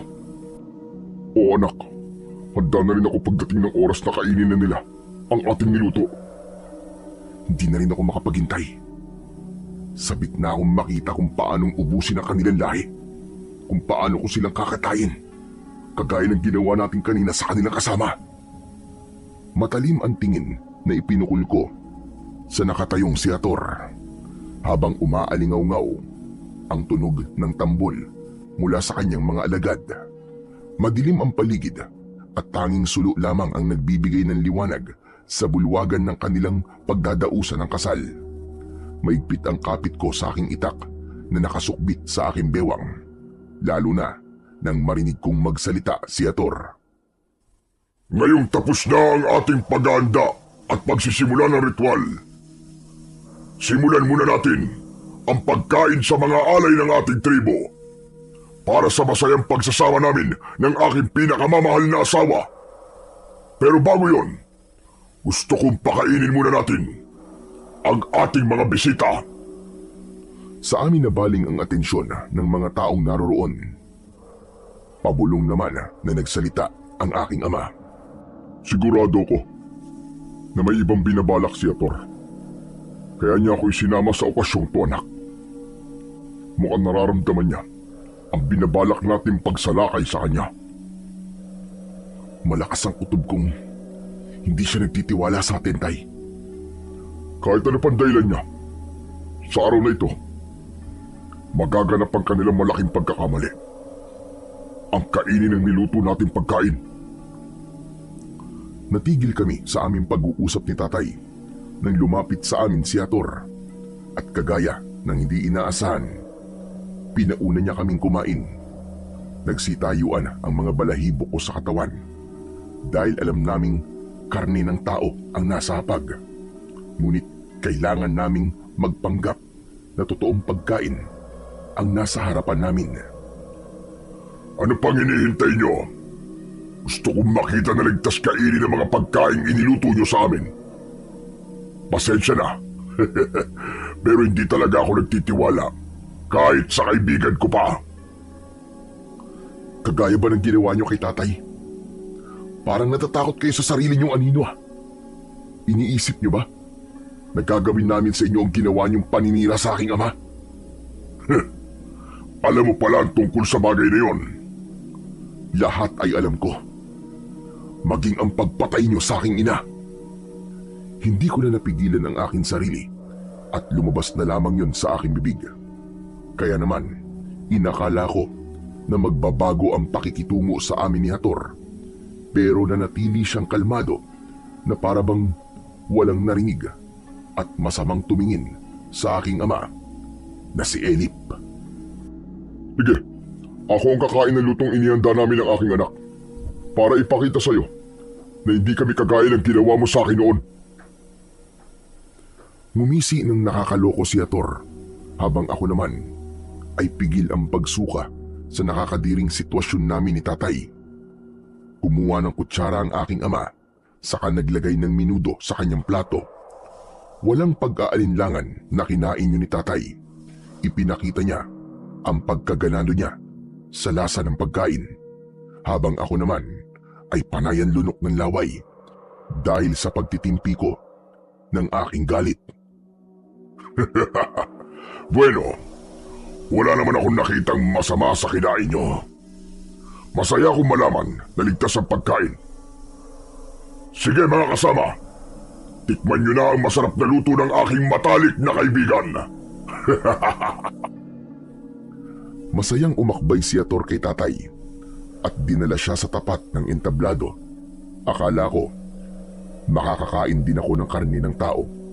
Kaya naman, nang mapaniwala namin si Hator, saka lamang ako nakahinga ng maluwag. Si Pino naman, muntik pang matumba sa kanyang kinatatayuan dahil sa labis na panginginig ng kanyang tuhod. Anak ng putya, tol. Pakiramdam ko hindi na ako humihinga kanina eh. Eka, tol. Paano si Mang Ilip? Alam ko matibay ang sikmura ng tatay ko, kaya makakaya niya yung malampasan. Napasulyap ako kina Tatay at Hator na umakyat sa entablado kung saan ay ipinakilala ng pinuno ng tribo ang pagiging magkaibigan nila ni Tatay. Pagkatapos ay sinimulan na ang ritual sa pag-iisang dibdib ni Nalita at Hator. Umakyat sa entablado ang isang pamilyar na matanda. Kahit nakasuot siya ng maskara, nakilala namin siya sa hawak niyang sibat. Hindi namin inaasahan na si Lolo Castor pala ang magsasagawa ng kasal sa dalawa. Paktay! Paano yan? Nalagay na sa alanganin si Lolo Castor. Tiwala. Kailangan natin magtiwala kay Lolo Castor. Sa pagsisimula ng seremonya, naubos na rin ng mga alagad ni Hator ang pagkain, habang ako naman ay pinagmamasdan ang dalagang nakatingin sa aming gawi. Baka sa kanyang muka ang pag-aalala at takot. Kahit hindi siya magsalita, alam kong humihingi siya ng tulong sa amin. Kaya tumango ako bilang tugon sa kanyang pag-aalala. Akin ang singsing upang ang iyong asawa ang magsusuot nito sa iyong daliri. Nang sabihin yun ni Lolo Castor, naunawaan ko na kasama yun sa plano ng matanda para makuha niya ang singsing ng sinaunang supremo. Siya ang magsisilbi na parang pari sa dalawa. Nagdadalawang isip pa si Ator, pero dahil kasama yun sa seremonya, walang nagawa si Ator kundi ang ibigay sa matanda ang singsing. Palatandaan yun na hindi ito nagkaroon ng hinala na ibang tao na ang nasa harapan nito. Sabay ng pag-abot sa singsing ang pagtuktok ng sibat ni Lolo Castor sa sahig ng entablado. Yun ang napag-usapan naming hudyat ng pagsisimula ng laban at pagliligtas sa mga biyaga. Gawin niyo na! Sabay hablot ni Lolo Castor sa kamay ng kanyang apo na si Lita. Nagkaguluan lahat nang sabuyan namin ng abo ang mga alagad ni Ator. Sa hindi inaasahang pagkakataon, sabay-sabay na nagpalit ng anyo ang mga kalaban, habang ang kanilang pinuno ay nagwawala dahil sa labis na galit. Hinabol nito si Lolo Castor, ngunit humarang si tatay. Kaya naman nakatakas ang maglolo at dumaan sila sa likod kung saan walang mga bantay. Nang matiyak namin na nakatakas na ang maglolo, hinarap namin ang mga aswang. Anong ginawa niyo? Bakit niyo ginulo ang kasal ko? Mga hayop kayo! Kailangan pa bang itanong yan? Ang mga kagaya mo na demonyo, hindi makakatanggap ng pagmamahal mula sa tao. Wala kang karapatan na pakasalan ang kahit na sino man. Hindi mo siya makukuha. Ako pa rin ang pipigil sa'yo. Hayop ka talaga. Bakit ba hanggang ngayon sagabal ka pa rin sa mga plano ko? Ang dapat sa'yo ay mamatay. Mula sa harapan ni tatay, biglang nagpalit ng anyo si Ator. Naging mabangis na aswang na mangingilaw. At ang nakakatakot sa kanyang anyo, ang mahaba niyang dila na kayang pumulupot sa katawan ng tao. Inuubos mo talaga ang pasensya ko. Hindi na ako pauuto sa mga kagaya mo. Isang malakas na suntok ang tumama sa tiyan ng aking ama. Tumalsik siya at bumagsak ng pasadsad sa lupa. Sinugod ko ang pinuno ng mga aswang at inatake yun gamit ang aking matalim na itak. Tinamaan ko siya sa kanyang dibdib, ngunit kitang-kita ko na humilom ang kanyang sugat. Anak ng putya! Paanong nangyari yun? Hindi ka magtatagumpay sa binabalak mo. Wala kang magagawa sa ngayon dahil hindi ko hahayaan na makatakas pa kayo ng iyong ama pagkatapos niyong guluhin ang kasal ko. Isang malakas na kalmot ang tumama sa aking tiyan. Pagkatapos ay naramdaman ko ang pagpalupot ng kanyang dila sa aking leeg. Nabitiwan ko ang aking itak. Sumugod naman si tatay para ako ay iligtas. Ngunit maging ito ay nasakal din ni Ator. Umangat ang paa ni tatay sa lupa habang ako naman ay nagpupumiglas at hindi makahinga sa mahigpit na kapit ng dila nito sa aking leeg. Halos mawalan na ako ng paningin sa higpit nun. Naalala ko na may abo nga pala ako sa aking bulsa. Agad-agad ko yung dinukot at isinaboy sa kanyang muka. Kaya naman, nabitiwan niya ako at ganun din si tatay na bumagsak sa lupa. Habang nangangapa sa paligid si Ator dahil pansamantala siyang nabulag, mabilis kong dinampot ang aking itak at kinuha ko ang bote ng bertud ng katas ng bawang mula sa aking bulsa. Binuksan ko ang takip at ibinuhos ko yun sa talim ng aking sandata. Pagkatapos, tinaga ko ng malakas ang kanyang leeg. Ngunit hindi man lang yun nagkaroon ng malalim na sugat. Tay, ano po nangyayari? Bakit hindi halos umi-epekto ang bertud sa kanyang katawan? Hayop ka! Ginamitan mo pala ako ng bertud, kaya pala ang kirot na sugat ko. Buwes, hindi ang bertud ang makakapagbabagsak sa akin. Mapapatumba mo ang aking alagad, ngunit ako, hindi! Tumayo si Ator. Sabay suntok ng malakas sa aking muka. Bumalandra ako sa kulungan ng baboy ramo. Ramdam na ramdam ko ng mga sandaling yon ang sakit ng aking katawan. At dahil nasira ko na ang kulungan ng mga baboy ramo, agad akong tumayo. Lahat ng mga naroon, sinabuyan ko ng abo. Pinatakas ko silang lahat. Kaya naman, mas lalong nagwala sa galit si Ator na pinuno ng mga aswang. Lapastanan ka! Humanda ka! Magbabayad kang kutong lupa ka! Sige na! Tumakas na kayo lahat! Bilisan nyo! Pero, dali mo sila sa ligtas na lugar! Dali! Sige! Tumakas kayo! Patakasin nyo ang lahat ng mga biyag! Pero sisiguraduhin kong mauuna ang tatay mo sa kamatayan! Natigilan ako nang makita ko ang nakatutok na mga matatalas na kuko ni Ator sa leeg ng aking ama. Anak! Sige na, tumakas ka na! Pabayaan mo na ako rito! Iligtas mo ang mga biyag! Pakawalan mo ang tatay ko, demonyo ka! Hindi. Hindi ko siya pakakawalan. Tsaka ano kaya ang mararamdaman ni Wanda kung nakikita niya ang kahinaan ninyong dalawa? Nakikita niya sana kung anong klaseng lalaki ang ipinalit niya sa akin. Sayang, minahal ko pa naman siya ng higit pa sa buhay ko. Ikaw ang unang sumira sa pagiging magkaibigan natin, Elip. Nagkakamali ka. Wala akong ginagawang masama sa'yo. Tumulong lang ako. Kaya kung totoo matapang ka, pakawalan mo ko at tayong dalawa magtos. Huwag mong idamay ang aking anak. Damay na siya rito. Dahil siya ang bunga ng pagtataksi niyo sa akin ni Wanda. Kaya ang dapat sa inyo ay tinatagtad ng pinong-pino hanggang sa mamatay. Huwag! Huwag mo siya papatayin. Dahil kung hindi mo na mababawi ang singsing. Tumigil si Ator sa tangkanyang pagsaksak sa leeg ng aking ama.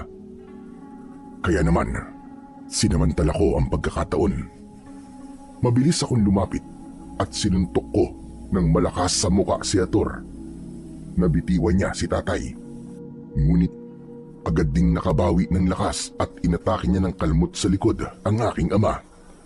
Kasunod ng malalakas na pagbayo ng suntok nito na tumama naman sa dibdib ni tatay. Agad na nawalan ng malay ang aking ama.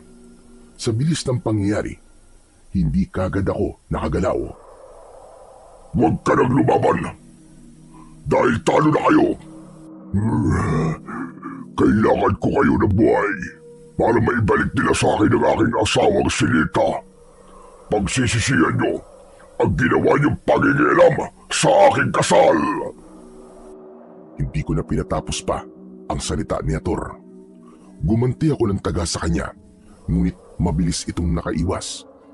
Tumalon ng mataas si Ator at isang malakas na suntok ang tumama sa aking sikmura.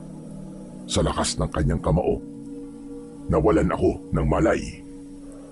Nagising ang natutulog kong diwa dahil sa malakas na boses ni Ator, kasunod ng pagsaboy ng tubig na tumama sa aking mukha.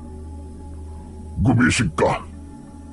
Gusto kong makita mo kung paano ko kayo parusahan ng tatay mo. Sige, buhusan niyo pa siya ng tubig nang tuluyang magising. Dahil sa mga galos ko sa katawan, Nakadagdag yun sa sakit na parabang unti-unting pinupunit ang aking laman, habang ang tubig naman na isinaboy nila sa aking muka ay sapat na para mahirapan ako sa paghinga.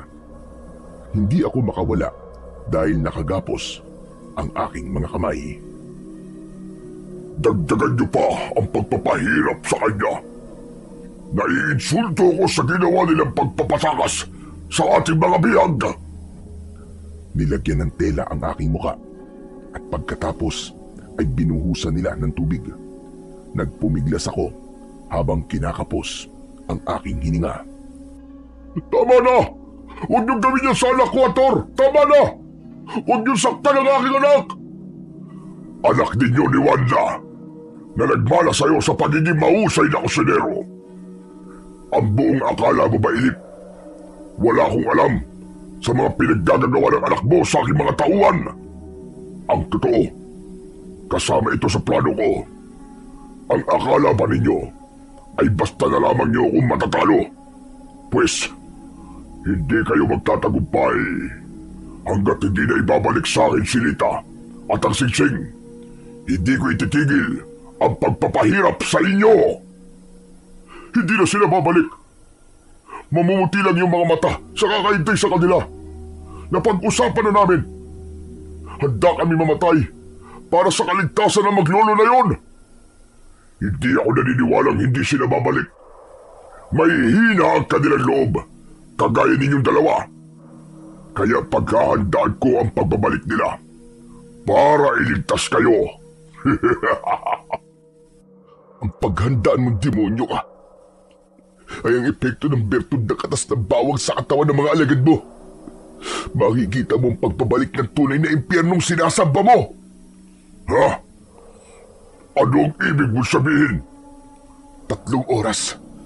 Magaganap ang kahindik-hindik na epekto ng bertud sa mga alagad mo na kumain ng mga niluto naming ulam. Sa harapan mo mismo, makikita mo kanilang mga itsura kung paano sila magpapatayan. Hindi! Hindi maaari! Hindi ko hahayaan na magtagumpay ka! Huli na! Sa mga sandaling ito, nasa dugo na nila ang bisa ng bertud. May isa pa akong magandang balita sa iyo, Hator. Ang kinain ninyo mismo ay ang isa sa mga alagad mo. Hindi! Hindi totoo yan! Tuluyang naubos na ang pasensya sa akin ni Hator. Mabilis niya akong sinunggaban at paulit-ulit na sinuntok sa muka, habang ang damit naman ay ibinalik niya sa aking muka at siya mismo ang nagbuhos ng tubig sa akin. Nang mga sandaling yun, pakiramdam ko ay katapusan ko lang talaga. Ipinagdasal ko na lamang sa Panginoong Diyos na iligtas niya kami sa tiyak na kamatayan. Maya-maya pa ay narinig ko ang boses ni Lolo Castor mula sa labas ng kubo na kinaroroonan namin. Pakawalan niyo ang mag-ama! Dala ko ng Singsing at ang aking apo na si Lita. Papayag na ako sa gusto mo mangyari, Hator. Basta't pakawalan niyo lamang ang mag-ama. Narinig niyo? Binalikan kayo na may hina ang loob na kagaya ninyo. Kaya naman, nasa akin pa rin ang huling alaka.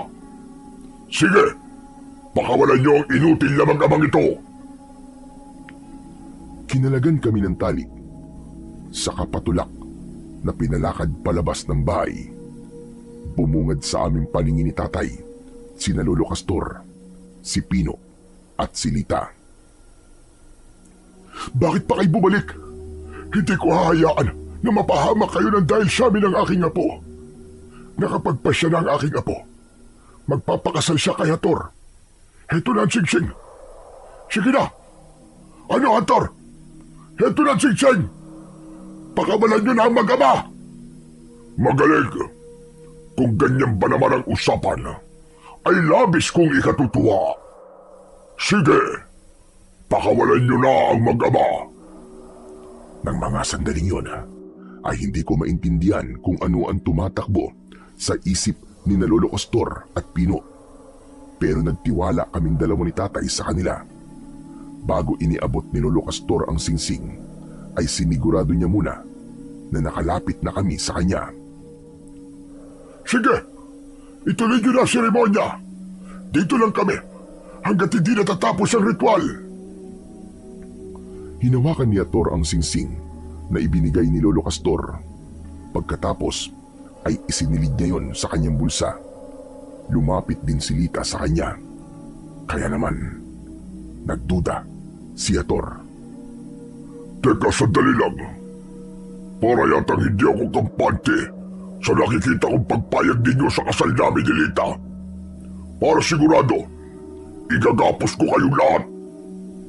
Kapag iginapos mo kami, hindi magsasalita ang aking apo para tanggapin ang kasal mo. Hindi magkakaroon ng bisa ang kasal ninyo. Yun ang isa sa kondisyon namin. Natigilan si Ator sa sinabing yun ni Lolo Castor at sa huli, pumayag rin ito. Nang gabing yun, ay itinuloy na nila ang kanilang kasal habang nakatayo kami at napapalibutan ng mga tauhan ni Ator. May ibinigay sa akin si Lolo Castor. Isuot mo. Sa oras na sumigaw si Lita, sabay-sabay tayong aatake sa kanila. Ano? Pero ano po ba ito? Yan ang singsing ng sinaunang supremo ng aswang. Yan ang totoong singsing. Ha? Teka, paano po nangyari yun, Lolo Castor? Ibinili niyan sa akin ng namatay kong anak na si Alejandro. Magpagawa ng kagaya ng singsing upang may magamit ako kapag dumating ang ganitong sitwasyon. Kaya naman, sa oras na may suot mo ang singsing, magkakaroon ka ng sapat na lakas para labanan ng mga aswang. Masisilaw din sila sa liwanag na taglay ng singsing. Isa pa, pagsapit ng alauna na madaling araw, magaganap na ang epekto ng bertud. Nang maramdaman ko ang singsing sa aking palad, mabilis ko yung isinuot sa aking daliri. At bigla ay naramdaman ko ang kakaibang enerhiya na bumalot sa aking kamao. Para bang may suot akong hindi nakikitang liabe. Ngayong nasa akin ang lahat ng kailangan ko, magaganap na ang aming pag-iisang dibdib ng aking magiging reyna. Tumingala sa bilog na buwan si Ator. Kinuha nito ang singsing mula sa kanyang bulsa. Pagkatapos ay ibinigay yon kay Lita para ito mismo ang magsuot sa daliri ni Ator. Kasunod ng paghalik ni Ator sa labi ni Lita, sumigaw ng malakas ang dalaga. Sabay sipa nito sa maselang bahagi ng katawan ni Ator. Namilipit ito sa labis na sakit. Kaya naman, nakatakas si Lita. Tumakbo ito papunta sa gilid ng bakuran ng tribo. Mula roon, nakita ko ang pagpasok ng taong bayan sa tarangkahan. May mga dala silang itak na agad na umatake sa mga aswang. Ngayon na ang tamang oras! Sugod mga kasama! Atakihin silang lahat! Sabay-sabay na sumugod ang mga tao at tanod sa kinaroroonan ng mga nabiglang mga aswang. Nagpalit sila ng anyo, ngunit tuluyan ng kumalat ang bisa ng bertud sa kanilang dugo. Sila-sila ang nagpatayan. Si Ator naman, na nagpalit din ng anyo bilang aswang, ay hindi makapaniwalang nilinlang siya ni Lolo Castor. Hindi maaari! Magbabayad kayong lahat! Huwad ng singsing na ibinigay ninyo! Anong ginawa mong matanda ka? Pagmasdan mo muna ang mangyayari sa mga tauhan mo. Kapag wala na sila makain, ikaw na ang kanilang papatayin. Kakain sila ng kapwa nila aswang dahil sa pagkain niluto ni Mando para sa'yo.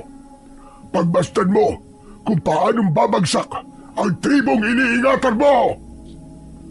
Mula sa aming kinatatayuan, kitang-kita namin ang pagwasak ng ibang aswang sa tiyan ng kapwa nila aswang. Maging ang mga tanod at taong bayan ay nakigulo na rin sa kanila. Iniabot sa akin ni Pino ang matalas na itak at tinapik niya ako sa balikat bilang hudyat ng simula ng aming pakikipagbakbakan. Hinarap ko ang ibang mga aswang. Mabilis akong sumugod sa kanila. Bawat tamaan ko ng itak, bumabagsak sila sa lupa habang umuusok ang kanilang sugat na parabang may sariling apoy. Isang matandang babaeng tagabulag ang umatake sa akin. Naiwasan ko ang kanyang kalmot. Gumanti ako ng sipa sa kanyang muka. Bumagsak siya sa lamesa. Yun ang nagsilbi kong sangkalan nang tagtarin ko siya sa ibabaw nun. Umalingaw-ngaw ang pag-angin ni Hator nang isa-isa niyang patayin ang sarili niyang alagad. Mga buwisit kayo! Kung magiging kalaban ko rin kayo, sama-sama tayong mamamatay! Bawat aswang natamaan ni Hator ng kanyang suntok at kalmot. Lahat ay natutumba at dinudurog niya ang katawan na parabang lata. Pagkatapos ng kaguluhan, biglang tumahimik ang paligid. Nakita namin na nakatayo si Hator sa gitna ng kanyang tribo. Habang nakangisi, ipinakita niya sa amin na wala siyang pakialam sa kanyang mga tauhan na pinatay niya dahil kinain niya ang lamang loob ng isa sa kanyang tauhan. Walang ibang mahalaga sa akin kundi ang singsing at silita. Hindi ako magdadalawang isip na patayin ang mga inutil kong alagad. Makuha ko lang ang kailangan ko. Lalong-lalo ka na, Ilip. Isa ka talagang manloloko. Walang nanloko sa'yo. Ikaw mismo nanloko sa sarili mo at sa iyong mga tauhan. Tumahimik ka. Sa simula pa lang talaga, hadlang ka lang sa mga pinaplano ko. Maging sa puso ni Wanda, ikaw pa rin ang karibal ko. Wala kaming relasyon ni Wanda. Nagkamali ka ng taong pinagbibintangan. Tay, ano pong ibig niyo sabihin? Bakit pinagkakailangan niyo po si nanay? Dahil hindi ko naging asawa si Wanda, anak. Panahon na para malaman mo ang buong katotohanan. Si Alejandro ang totoo mong ama. Siya ang totoong minahal ni Wanda at hindi ako. Elip, anong ibig mo sabihin? Wala kaming relasyon ni Wanda. Si Alejandro talaga naging asawa niya. Biniyayaan sila ng dalawang anak. Sina Mando at Lita. Kinailangan namin silang paghiwalayin upang hindi sila parehong masaktan ni Hator. Yun ay nang matuklasan naming tatlo na si Lita ang magiging sunod na alay para sa Supremo. Huli na malaman naming tatlo na ang mismong kaibigan namin na si Hator ang Supremong tinutukoy ni Alejandro sa kanyang mga pangitain. Kaya lahat ay nakaplano ayon sa kanyang panaginip. Pero nalaman pa rin ni Hator ang pagiging alay ni Lita. Lahat ng mga nangyayari ay nabanggit na ni Alejandro bago siya namatay. Sinungaling! Huwag kayong gumawa ng kwento! Tumulong lang ako sa mga kaibigan ko. Ang pagkakamali ko lang, pinagkaisaan ka naming tatlo. Dahil ikaw lang naman ang nagsanla ng kaluluwa sa demonyo, alang-alang sa kasakiman, sa kapangyarihan. Hindi maaari. Hindi totoo yan. Pero nakabawi ka na. Dahil pinagbayaran na nila ng buhay ang ginawa mo. Pinatay mo sila, hindi ba? Kung siyang pumatay sa aking mga magulang at ngayon, pakakasal siya sa aking kapatid na si Lita. Hindi ako makakapayag. Ako mismo ang papatay sa kanya. Hindi ko na napigilan ang aking sarili. Sumugod ako sa pinuno ng mga aswang gamit ang aking matalas na itak. Tinaga ko siya. Ngunit mabilis niyang naiwasan yon. Gumanti siya sa akin ng suntok at tumama yon sa aking dibdib. Ngunit mabilis akong nakaikot at siniko ko siya sa kanyang muka. Habang sina Pino naman at tatay ay sabay-sabay na rin na sumugod sa kinaroroonan ni Hator. Ngunit tinamaan sila ng kalmot nito sa dibdib. Lumiwanag ng malakas ang mga mata ni Hator. Nasilaw kaming lahat. Apo! Ang singsing! Buhusan mo ng bertud ng katas ng bawang! Bilisan mo! Inihagis sa akin ni Lolo Castor ang bote na naglalaman ng bertud ng katas ng bawang. Saka mabilis na ibinuhos yun sa akin suot na singsing. Maging ang aking itak, binuhusan ko rin. Sumiklab ang malakas na liwanag mula sa singsing. Kaya naman, si Hator naman ang nasilaw. Ito na ang magiging katapusan mo! Hayop ka! Malakas kong sigaw habang tumatakbo pasugod kay Hator. Kitang-kita ko ang liwanag sa aking kamao nang isuntok ko yun sa dibdib ni Hator. Yumanig ang katawan niya. Sinundan ko yun ng malakas na pagtaga sa kanyang balikat. Umusok ang kanyang sugat. Napahiga siya sa lamesa at doon, walang awa ko siyang tinagtad ng taga. Kinatay ko ang pinuno ng mga aswang sa harapan ng mga tao. Sa huling pagsaksak ko sa kanyang dibdib, sumabog ang liwanag mula sa akin singsing.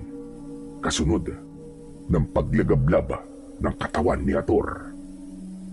Nanginginig ang aking katawan sa labis na galit hanggang sa pumatak ang aking luha nang makita ko ang naaabong katawan ni Hator.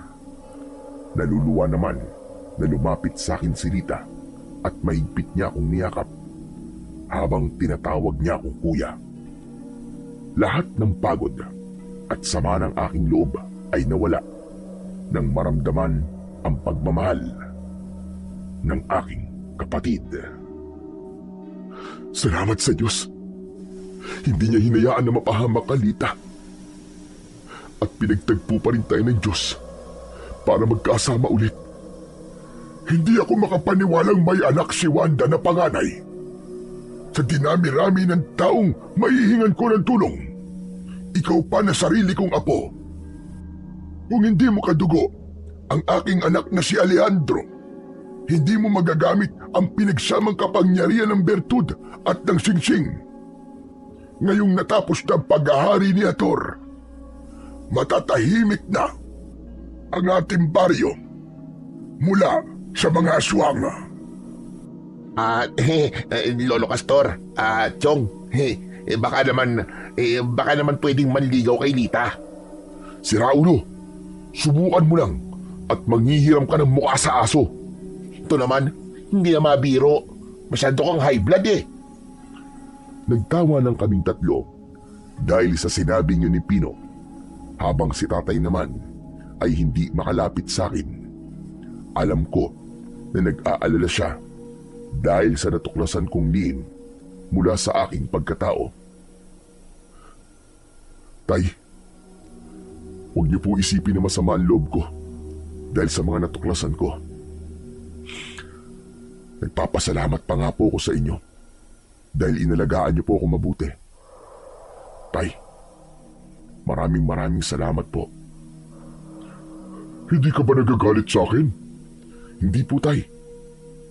Dahil alam ko pong minahal niyo po ako ng higit sa totoo niyong anak.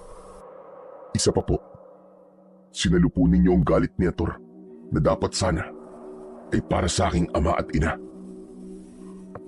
Nagpapasalamat din ako sa iyo, Elip. Dahil nakiisa ka sa pagtulong mo sa aking apo. Hindi matatawaran ang pagmamahal mo sa iyong mga kaibigan. Naluluwang napayakap si tatay sa akin at kay Lolo Castor, habang ang taong bayan naman ay sobrang nagpasalamat sa amin dahil sa pagkakaligtas namin sa kanilang anak na nakakulong sa tribo ni Hator. Nang araw na yon ay umalis kaming magkakasama. Kahit lumipas na ang mahabang taon, ay sariwa pa rin sa aking alaala ang tagpong yun sa aking buhay, kung saan nakipaglaban ako sa pinuno ng mga aswang na mangingilaw. Sa ngayon po, tuluyan nang naubos ang kanilang lahi. Wala nang nailathala sa libro ng tungkol sa kanilang paghahasik ng lagim. Masaya na rin po akong namumuhay kasama ang aking pamilya. Si tatay naman po ay matagal nang pumanaw dahil sa kanyang katandaan.